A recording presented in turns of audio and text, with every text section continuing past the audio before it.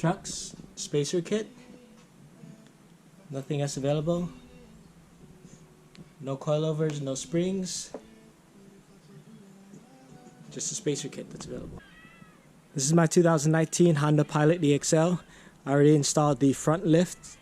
If you haven't seen that video yet, check it out. Now we're doing the rears. First thing we're going to do is undo this 14mm nut to the sway bar. Do this on both sides so you can move the sway bar out of the way.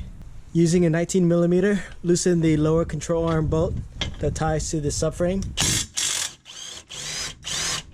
Using a 24mm, loosen the lower strut bolt.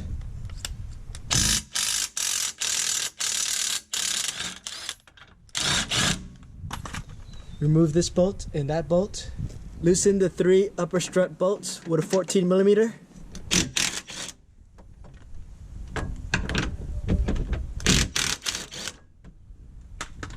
One on the other side. Now pry the control arm down and pull this whole strut assembly out.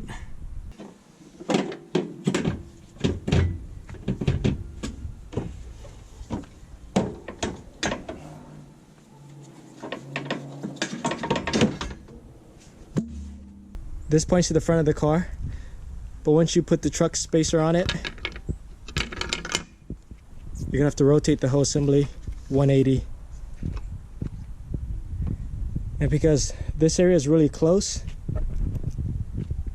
I found it easier to install this into the car first using the stock oleum bolts.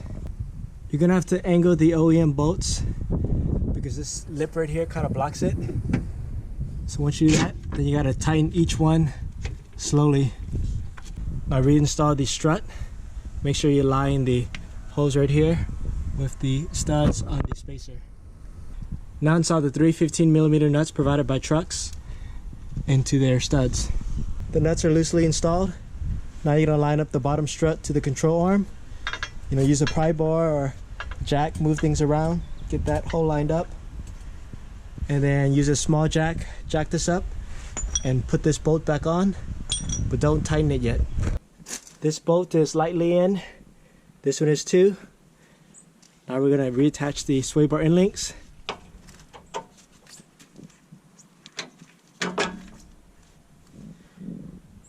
And then we're gonna torque all these to spec under load. So either put the wheels back on, lower the car and tighten it, or try to use a jack and put this under load and tighten it.